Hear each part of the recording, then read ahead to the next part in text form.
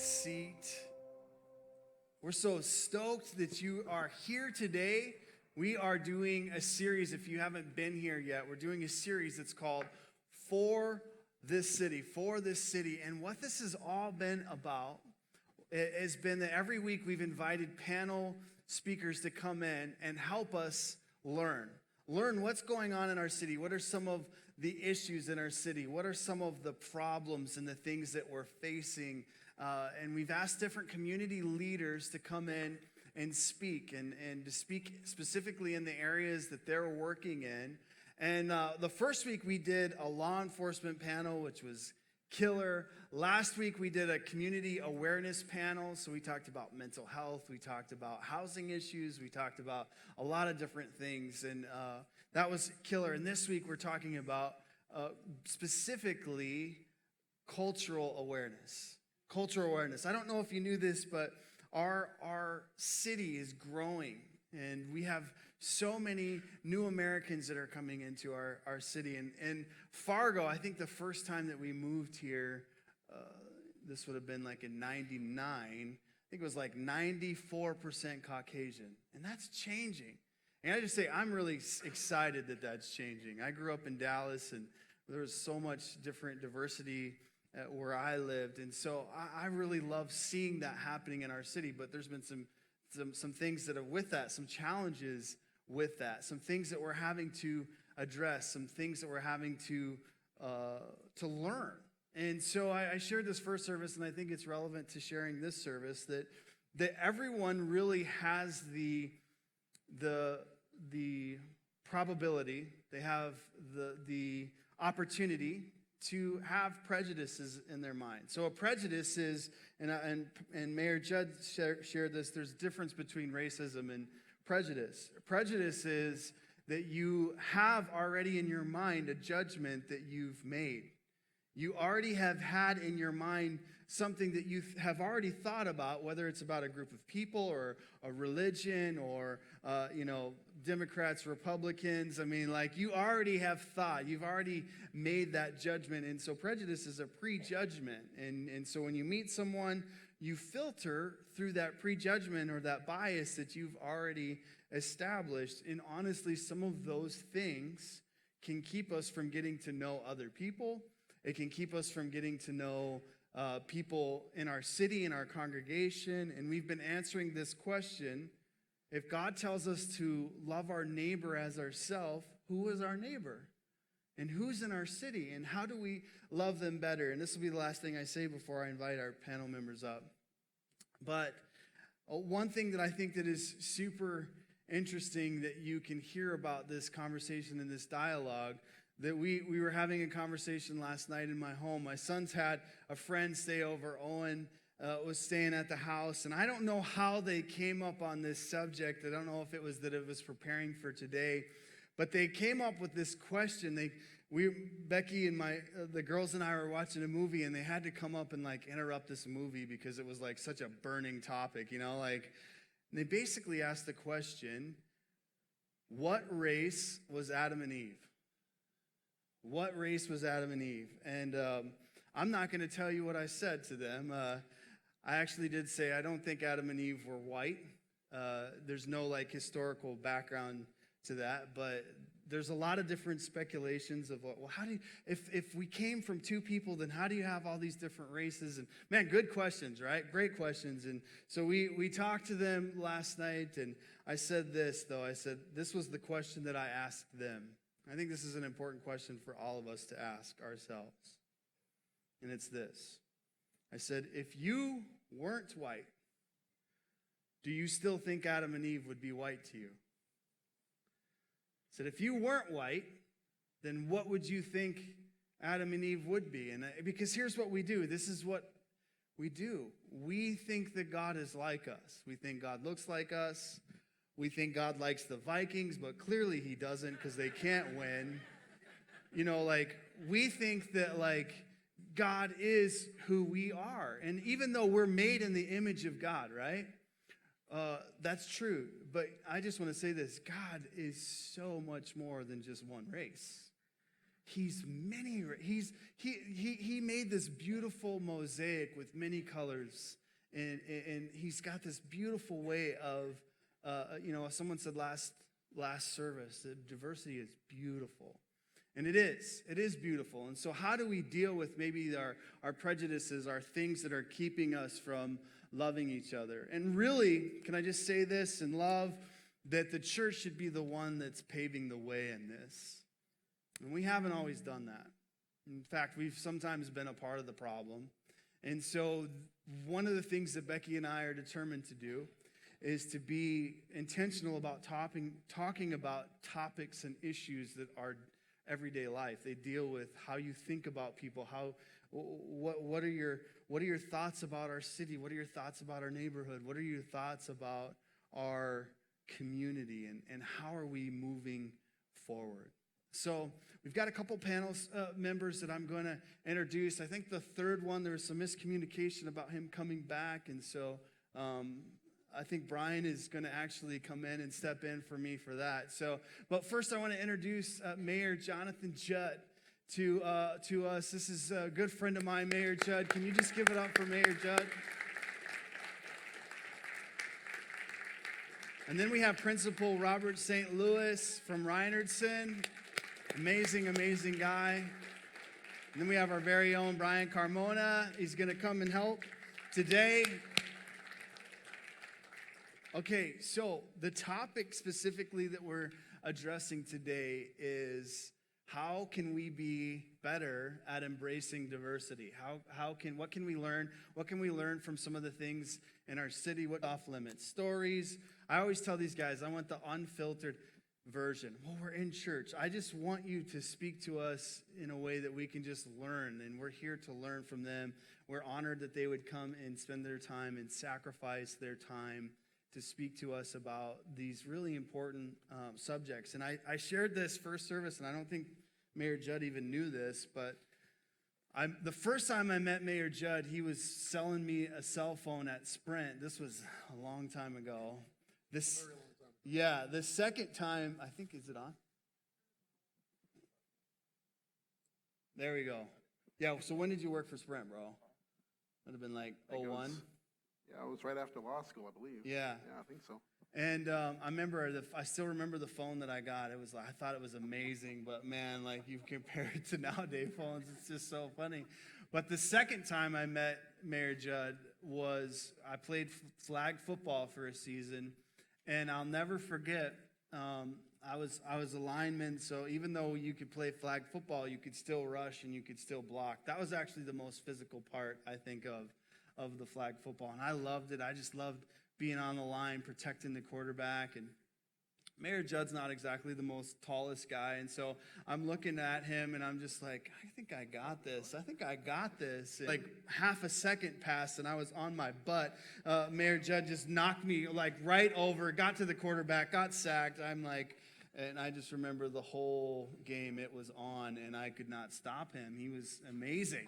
And so, and afterwards, he was very respectful. Hey, bro, good to meet you. Like very respectful. And I'm just like, my ego was damaged. And so he doesn't remember this, but I do. And then we have. I almost called you pastor again, bro. It's weird. I told you, American Marriage Ministries. I'm ordained. He's ordained.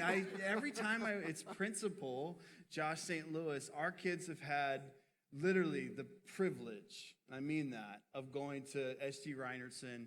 When we first were trying to enroll them, I'm like, how do you pronounce the name of this school? What's going on here? And every time I have to Google it before I write it out. But Reinertsen is where he's the principal. All four of my kids have gone to this.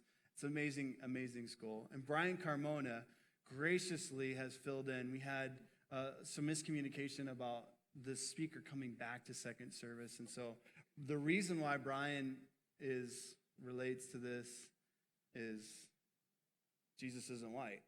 So we have that conversation on a consistent basis. And so I just tan really well. He's always, anytime we do anything church related, he's always Jesus. And I always say that, and I will keep saying that. And so, but Brian's got a lot of experience in different workforces, a lot of experiences in the workforce right here. You work for Kilbourne. And so right here, he works in the business world right in downtown Fargo. And so I think he's going to add a lot of value to this conversation. So without further ado, introduce yourselves and tell us what you do, what makes your job unique, why do you do what you do? Okay, my name is Jonathan Judd. I'm the mayor of Moorhead. And I need to go back. That was a long one as far as the question. What do you do? Why do you do it? Why do I do it? How did you Okay. get into it? Like, Got to walk me through because I'm Yeah. trying to remember so I don't miss anything? miss anything You from got it. last time. Yeah, it's all good, bro. I need your help right now. You're good. Okay, so why do I do it? I do it because, for one, I am a community builder. Pretty much that's what I tried to do since my high school days from being up here. Pretty much I like being able to bring people together when there are concerns or problems in the community. I feel that this job is important to be able to broker and build relationships with people in order to resolve problems and concerns that present itself within our city. What was the third part? How did you get into it? How did I get into it? There Thank we go. you, bro. Thank you. I almost Right. forgot, so. I got into it pretty much because I was asked. There Right. were a few folks in the community during the last election cycle that thought I would be good at being mayor. Again, I'm truly blessed to be the mayor. I'm also blessed to have people who apparently saw something in myself that I did not see.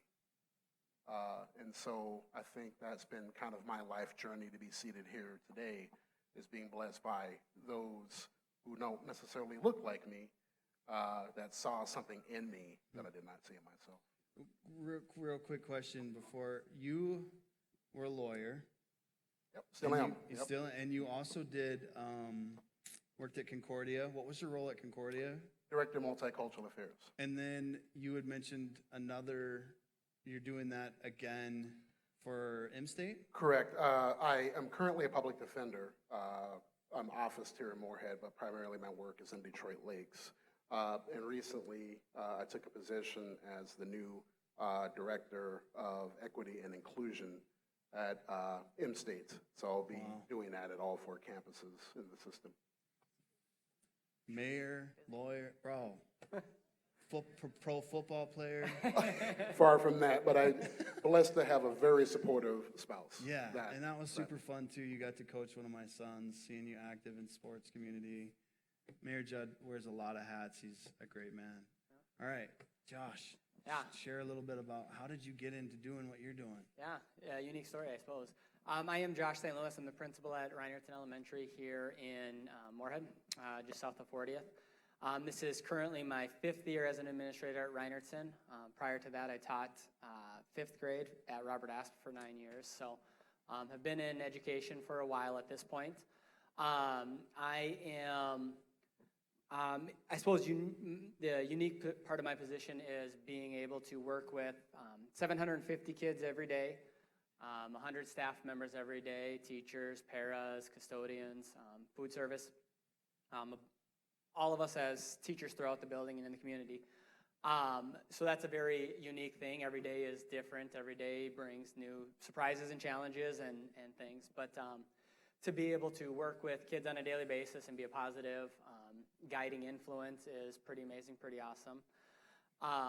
And it is not something that I went to school originally for. As I said at the first service, my parents are both teachers. And so that was the very last thing I wanted to do then, was be in education. Instead, I went to the University of Minnesota to be an engineer. And once I started taking classes in that, realized that that was not what I wanted to do. Took some time off and worked as a paraprofessional at my mom's school. And it was during that time then that I realized I was pretty good at working with kids and building relationships with them, and that maybe that is something I should look into further, maybe be more of a calling and go that direction. So I did, and have loved, I think, every minute of it so far, and continue to love it because it is a pretty awesome opportunity and responsibility. I think one of the other sort of unique things that I mentioned that first service was that we are a school of 750 kids, K through 4. 118 of them are English learner students, so about 17% of our kids have a language spoken at home other than English.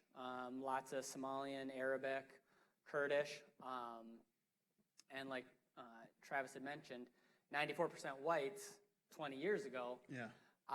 As a school district now, we are closer to 67, 68% whites, 32% not, and I mean, a lot of our Kurdish families are classified as white as well, and so I mean, I think there is a ton of diversity now, and so being in the school system, we get a chance to see that kind of up close and up personal. It's pretty awesome. Love it, man. Love it. Mr. Carmona, how did you end up on this panel? Well, it started when I walked back that way, and then everyone was like, hey, come this way. I'm like, what's going on? And my wife's like, can you be on the panel? I was like, sure. But my name is Brian Carmona. I work at Kilburn Group, and I'm part-time on here on staff at Relevant Life. And before I get into it kind of just a little bit, I just wanted to honor Travis and Becky, our pastors, that thank you so much for just giving me the opportunity to be on this platform, because every single day, or every single week that I get an opportunity to be on here, it's an honor. And so I just want to honor you guys for your guys' leadership, because I would not be the person who I am today if it wasn't for your leadership maybe a year ago. So I just want to honor you guys first, because whether you guys know it or not, you guys have some amazing pastors, and they're praying for you, they're interceding for you guys. And so, yeah, let's give them.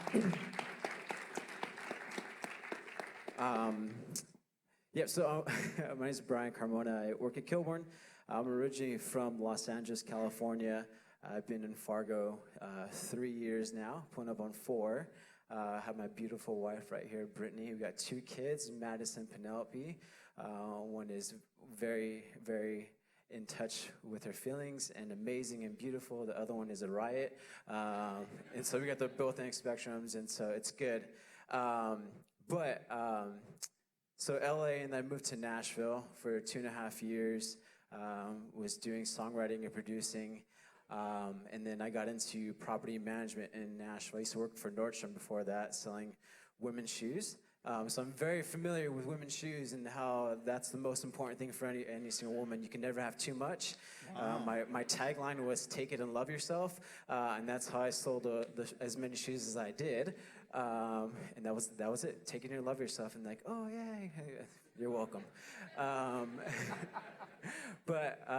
Moved to Nashville, did songwriting and producing, got into property management, and I just love the fact that every single day I got to meet with somebody new, and all races, all stages of life, and I got to essentially find them an apartment and make them home and make them feel welcome to the city of Nashville. And then we moved here to Fargo, North Dakota, and at first I was like, I do not like my job. My 9 to 6 job is at Kilburn Group, and I handle a lot of our residential assets, so like our Woodrow building, Roco apartments, anything you see in downtown is pretty much what we're doing. And if you ever need to find me, you can find me at the best coffee shop in Old Town, Youngblood Coffee.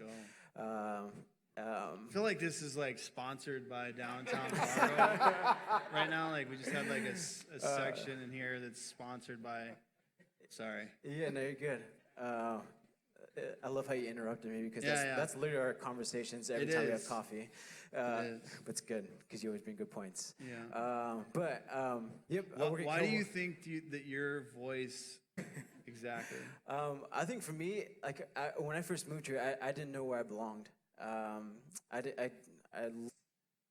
Essentially, what we're talking about is the diversity and what do we individually bring here. And for me, it's just honestly. I think I've always just said yes to anything. And through that process, like God has given me opportunities, not because of who I am or not because of my gifts and talents, but the fact that I've just been willing to say yes, just like I'm saying yes to do this. Right. So I think that answers your question. Bro. Great answer. Next question, fellas. What do you think are some of the challenges in our community? Challenges with diversity, challenges maybe about new Americans. You all 3 work in different, unique areas, but what do you think are some challenges that our community's facing? And maybe also with that, how are you facing them? Okay. As mayor, you know, I have to take a holistic approach to how things work together and how they come together. And so when, you know, when I look at it from a big picture approach, I would say that obviously workforce development and change and challenges come to mind, affordable housing, but also I would say what brings those two together would be our communication slash education piece, and I'm gonna leave that to Josh as far as the educational component. But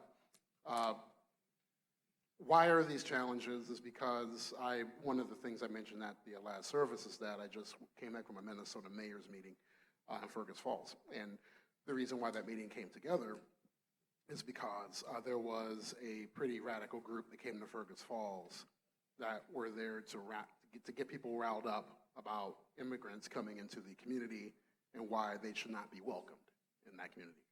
I almost called him Pastor, Mayor Ben Shirer convened a group of mayors from the Metro and in Greater Minnesota come together to talk about what happens when these groups come to town. And part of that presentation, there was a presentation from the Minnesota Chamber of Commerce that talked about the demographics and the changes in the state of Minnesota overall. And the short version is that we have more people leaving our state than we do moving in.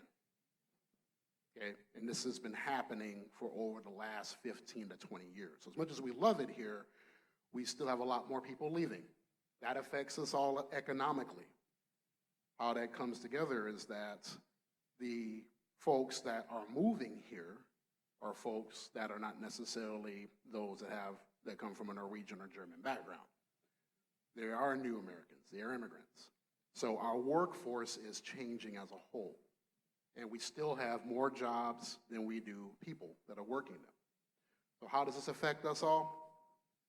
Well, if we don't have people that are educated to fill those jobs or have the opportunity to fill those jobs, that's all going to affect you, us as a community. Yeah. And also regarding affordable housing, it's the same. It's the same. All this stuff rolls in together from a big picture perspective. Lack of communication comes from the fact that when we have groups coming into our communities saying, we don't want insert label, race, creed here, well, no one wants to come here. And so again, if we don't educate and communicate in a very efficient and effective manner in the next 10 to 20 years with people still leaving here, and we're not welcoming those that have the opportunity and want to work here, that's going to have an adverse effect on our state, our community, our city, and our neighborhoods. That's great. Wow.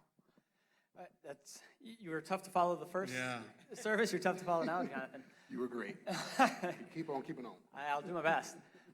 So like you mentioned, that education piece, we are working constantly to communicate with our families, both the families that have been here for 4 years, but also our new American families as well, and trying to build relationships with everybody, and communication is a huge piece of that, trying to make sure we are being receptive to the needs of all of our families, because as you maybe have heard in some of the other things, whether it's mental health or other things, there's a lot that kids deal with outside of what we can see at school.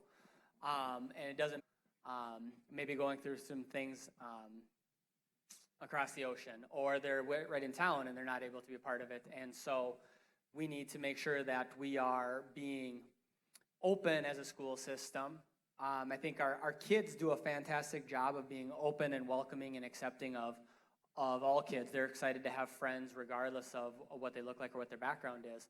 But then as staff too, we need to make sure that we're aware of what's going on in the home and doing everything we can to build those relationships with those families, all of our families, and do the best we can to provide the best education. Because like you said, we want to churn out good citizens. We need our kids to be able to read. We need them to write. We need them to do math. We need them to behave in social situations and everything else. And so that's our job at the educational level, is to sort of start that piece of it, I think. So I So to asked, build that communication. yeah, I asked this question first service. I think it's important second service. When it comes to the shift that Moorhead Public Schools have had to make, and Dwayne Borgenson shared a little bit about this last week, just I cannot comprehend how many moving parts and the public schools help a lot of different people. He was even sharing from birth to 21, if you have special needs and you may not even be in school, and the job of the school system is to help. And so just incredible what you guys are doing. But the shift that we had to make, specifically about talking about, okay, we were 93% Caucasian, now so many of our, not just new Americans, but we're more diverse as a city. And when it comes to you empowering your staff, teaching your staff, what is the principle? Like, what is I know there's a lot of them, but like, what's the thing that when you tell a new staff member or someone that's going to be working with, you said 17% of your kids, not just like, okay, well, they speak Kurdish or Somalian, but like, no, multiple different languages, multiple cultures. What's the go-to kind of principle that you try to tell a new staff member to learn and the approach to have? Yeah. I think the biggest thing we stress is the importance of relationships and, love up all kids because we don't know what they're coming from, what their background is. And so start by making school the safest, most welcoming place we can for everybody. And then beyond that, then is start utilizing our resources that we have to make sure we're making connections and bridging that gap between home and school, whether it is utilizing, you probably heard some of those resources that we have available, but whether it's using our counselors or our social workers or our liaisons. We have an American Indian liaison, we have a Somali liaison, we have a Arabic liaison, is using those people to connect with the communities and then again describe why is education important for all of us, not just the families that have been here, but all the families coming in too, that these kids want it. So, like I said, our main message to our staff and to our community is love these kids up, make them safe, make them feel welcome, make them get excited about education, and we'll go from there. It's good. It's good. Do you remember the question? Yeah, I do. I've been honestly so lucky, and I have like one of the most flexible jobs, and I work in downtown Fargo. So when you talk about diversity, there's tons of diversity. It's just basically a big melting pot, and every single day I have the opportunity just to walk the streets on Broadway and just kind of take the back roads in the alley, and God just has a sense of humor, because for me, like, I always have struggled with just like insecurity, just like kind of doubt sometimes about just who I am as a person. And when I walk these streets, I see the same exact thing. And it's been just an amazing opportunity every single day just to walk those streets and see a Native American that's struggling. You can definitely tell they've had a wild night and they're just sitting on the bench. And I just had this conviction where it's like, why am I here? And it was exactly that moment when I see someone struggling on the street and it's like, hey, do you need some food? Do you need something? And we talk about the needs of the community, and I think about the needs of our downtown. And a lot of these people that are just roaming the streets, they just want somebody to talk to. They just need someone to listen, someone to sit on the park bench with them and just be like, hey, what's your name? And I just want to encourage you guys that if you get the opportunity, just sit down with somebody and ask them name. Don't be afraid, because I guarantee you're going to hear an amazing story. And that part of that for me, of my job, is essentially getting to be the church in action on the street, of sitting down and saying, what's your name? What are your needs? And I think that's what Jesus would do. He would sit down with somebody. Are you hungry? Hey, let's go grab a $5 Subway sandwich. I'll feed you. Are you thirsty? What are your needs? And we could get so scared sometimes because we look at somebody, they don't look like us. And we look at somebody and they see that they're not wearing clothes, they're all raggedy and everything. But I guarantee you everyone has a single story just like you and I. And we're all looking for connection. We're all looking for a place to belong. And I think that's what our community needs in Fargo Moorhead, is just for someone to sit at the table with them and just say, tell me about yourself. That answers That's your question. great, bro. Great answer. Probably have time for one more, and I liked what we did last service, where it was just kind of open mic in the sense of any principle, any idea, any story any illustration? Maybe it's a story about how you encountered maybe some prejudice or racism. How did you address that? How did you, or maybe it's a story in a school of something that you had to deal with. Maybe it's a principle like, hey, this is what, basically we want to be better at loving our city. We want to be better citizens. And I think to bring awareness and having this conversation is a huge start. But The essence of willing to express your own vulnerability, yeah, and you have to own that, and that's okay.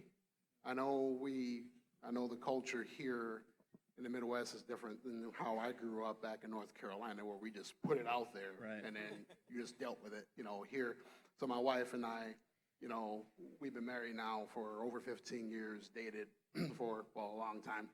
And, her being from small town North Dakota and me being from inner city Raleigh, North Carolina, obviously you had to express your vulnerability in order to grow as a couple. And that's why we work so great together. And I'm blessed to have her and her family together. I will share a brief story.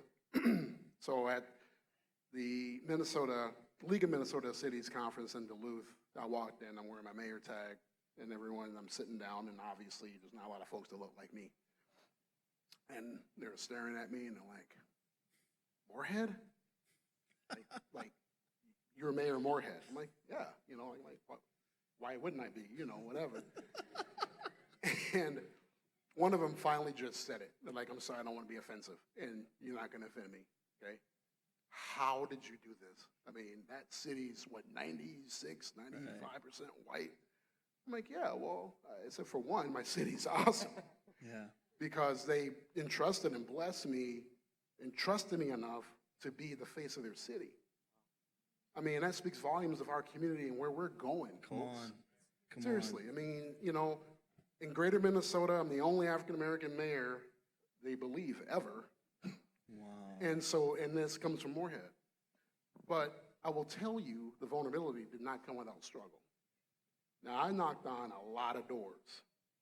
And don't get it twisted. I mean, there were many folks that were welcoming, that, were, hey, let's talk and get to know you. But there were a number of doors where I came to the door and I got in and people were like, get out, get out. I mean, that has happened. Again, it was tough being asked to run by a group of people and then having to go out and be vulnerable enough to go knock on doors of individuals who you did not know. You did not anticipate what they were going to do when they saw you. And then being able to have a split because the baby's crying, the dog is barking, they're having family dinner, to take 30 seconds to make that first impression. Yeah. So if any of you want to run for office, which I encourage you to do, just know getting in touch with yourself and your vulnerability and being able to go out and say that you're the best person for this work, that is something that is tough. But in spite of that, that shows character in our community and in our city. And I'm greatly appreciative because, again, many folks didn't have to do that. But I would encourage you as you approach your daily life, much like my brother over here was talking about, go out and shake the hand and get to know somebody that might be out of your comfort zone. Yeah. It's only going to make you stronger, your family stronger, and our city stronger. Yeah. And honestly, I truly mean that. I mean, that's the first step. And please, like Pastor Travis was talking about, distinguish racism from prejudice. The racism word gets thrown around a lot, too much in my opinion. Embrace the fact that we all have prejudice, but also be able to overcome that Right. by being open to being vulnerable and growing your strength from that. It's good, bro. Good stuff. I think one of the things we were talking about was this idea that one of the things we can do as a community is show kindness and compassion and empathy towards everyone, whether they look like us or sound like us. We teach our kids all the time that mistakes are awesome because it's a growth opportunity. So we don't expect our kids to be perfect. We don't expect the community to be perfect. But what we do expect at school is we expect to learn and grow from it. I mean, that's our job, is to teach. And we have our, like we talk about, this awesome responsibility to work with our kids and work with our families. And our kids are so resilient and so amazing at being able to make those connections with everybody and learn and grow from everything.